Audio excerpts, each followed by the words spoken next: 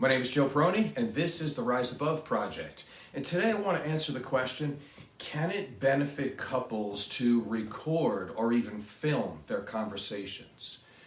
One of the reasons why I want to answer this is because it's been coming up a lot in this Johnny Depp Amber Heard trial. So I'm going to offer my perspective. Let me tell you kind of where my perspective is.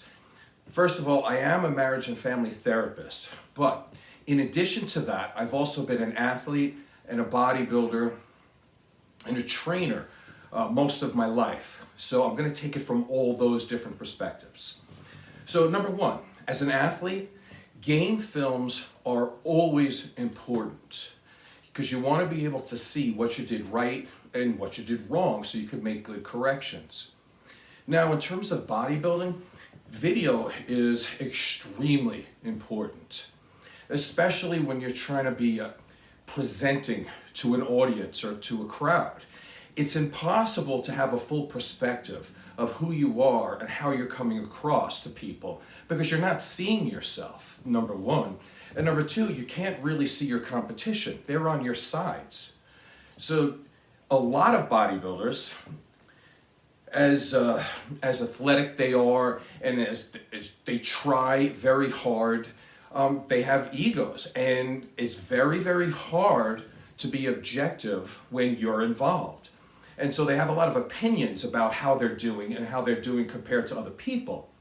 But their opinion is not very good. It doesn't have 100% clarity because they're not seeing everything.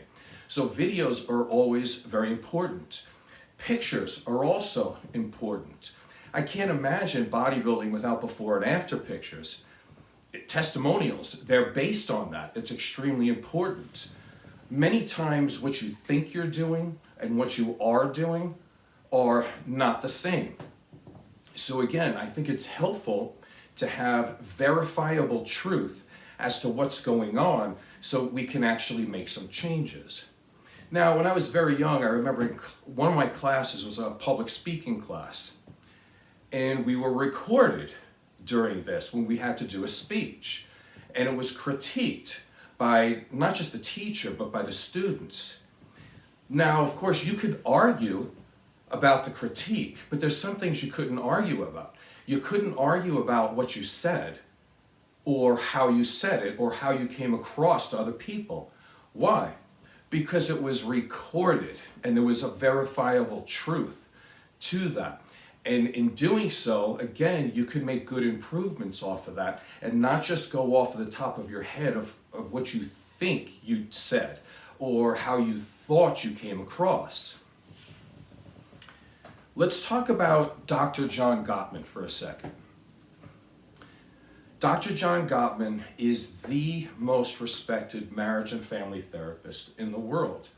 I can't imagine a marriage and family therapist not using at least some of his ideas. I think we all do. Dr. Gottman says he can predict within about 90% or so if a couple is going to stay together or if they're going to get divorced. How do you think he was able to do this? Well, for about the last 40 years in Seattle, he has what he calls a love lab. And people or couples go there. And what he does is he records and he films these couples speaking to each other.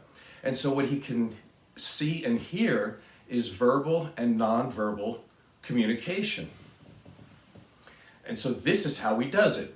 So for the life of me, I can't see why this thought of filming or recording a couple's conversation, why is there so much negativity surrounding it? I don't understand that at all. The best marriage and family therapist in the world has most of his information by doing exactly that. So let's move on to the next part. If you're going to record a conversation with a couple, what is the best way to do it? Number one, both parties have to know they're being recorded, right? You can't have one person sneaking and recording and the other person doesn't know. because that would be a breach of trust. So that part I could understand if somebody says you should never record a conversation. I get that. But if both parties know, then that's a good starting point. And number two, in terms of the rules of engagement that should be in every conversation, is that a couple is not trying to win or play gotcha with the other partner. What's happening is that both partners are on the same team. And so the only one who wins is the couple themselves win. So again, we need to have the buy-in, is that if we're going to record or film, it's for the betterment of the team, which is the couple. So each of them is trying to improve and get better. Now somebody still might ask, why? Why would you record or film somebody's conversation? Or why would a couple think to do this? Because it obviously didn't work with Johnny Depp and Amber Heard. And there's other reasons why it didn't work there, but I'm not going to go into that. I kind of don't care. But I think it's a good jumping off point to talk about. So number one, the reason why you would record or film is because you have proof of an actual conversation. And it's verifiable truth. Once you have that, now the couple themselves, they can look at that information and try to do things to get better. But most couples are not enlightened enough to do that. They need training. But you can have that recorded information and put it in front of a professional.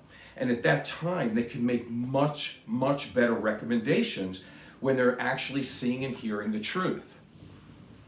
When I have a couple, I actually don't mind them arguing a little bit during the session. And I'll let it go for a little bit. I know some therapists they would be against that. And that's fine, that's them.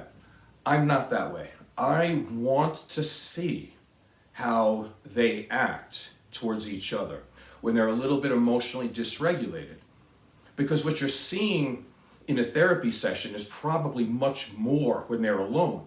So I want to see how they interact. I won't have them do it for too long, but I just do it a little bit so I can see the problems in their communication styles. And so then I could start making corrections.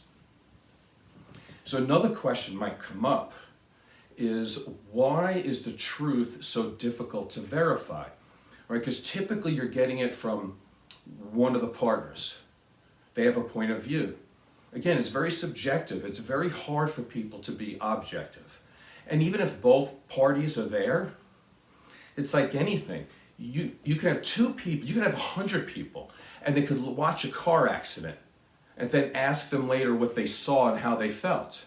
You're going to get 100 different answers, right? Because we're all so different. But if we can see something that's relatively close to verifiable truth, it's going to help us be able to help the partnership that much more.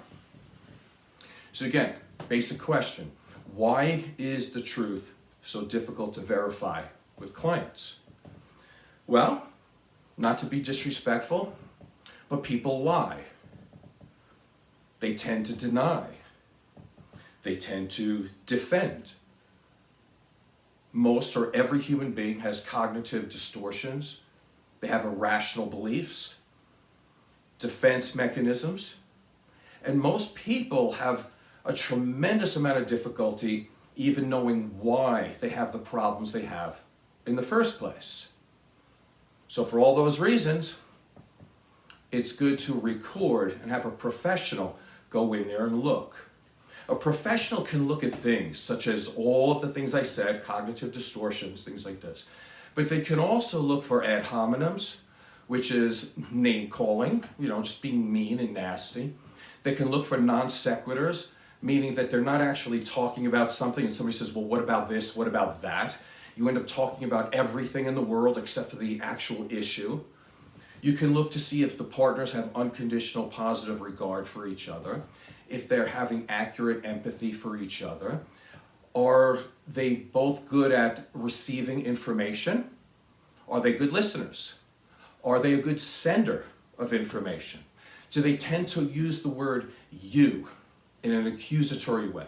You did this, you did that, instead of saying, I feel this way, right? So we can look at this. A professional can look at this stuff. Are we seeing too much criticism from one or both of the parties? Are they condemning their partner? Are they defensive? Are they stonewalling? Are they using active listening skills? All of this cannot be seen if it's done somewhere else and they have an argument and then somebody goes to a therapist and they go, my partner is terrible because of all these reasons. The therapist really is not seeing the truth. They're seeing a subjective opinion of one person who's filled with distortions and irrational beliefs. 99% of the time. So what's the worst case scenario? I'll give you the worst case scenario. Somebody says, okay, we have a little bit of a disagreement. Let's see if we can work on this. What we're going to do, we're going to hit record. Let's discuss subject A, only subject A. If you move on, that would be a non sequitur. Let's come back. If we start name calling, those are ad hominems. Let's come back. So you try to have the conversation. Typically, what will happen is that either one person or both people will be on their best behavior and they'll start to act in a better way. Why is that a worst case scenario? Because if a person is acting better and communicating with more care and empathy for their partner when they're being recorded, guess what? That's an admission that they were not acting very good before.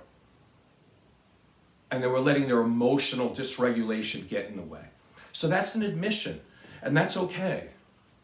Most people deny and defend. And it's very difficult to get a person to say, I'm really sorry about the way I spoke to you there. I shouldn't do that. Very hard to do that. But if you hit record, they will already start making the correction without having to say that they're sorry. But that is an I'm sorry when they start correcting themselves. So that's phase one. Record, they start acting better. The second part of that is that it's a transferable skill. If you can prove that you know how to act better, well, then now you can actually do better. Because once you are proving to yourself that you have the ability to be nice, you have the ability not to name call, you have the ability to listen, you have the ability to use accurate empathy. If you have the ability to do these things when you're being recorded, guess what? It's a training tool, so now you can do it when you're not being recorded, because now you know how to do it. And once again, I think Maya Angelou said it, if you know better, you will do better. And that's really it. So I think I made my point for today. And everybody's entitled to their own opinion. If you want to leave a comment, that's fine. I really can't see why somebody would be against this, unless, of course, somebody thinks that they're being recorded without their knowledge, or they just don't want to be recorded because they know they're doing something wrong. And again, that would be an admission that they need to do better. So I hope you found this valuable. My name is Joe Peroni. This is the Rise Above Project. Please subscribe and tell a friend. Thank you.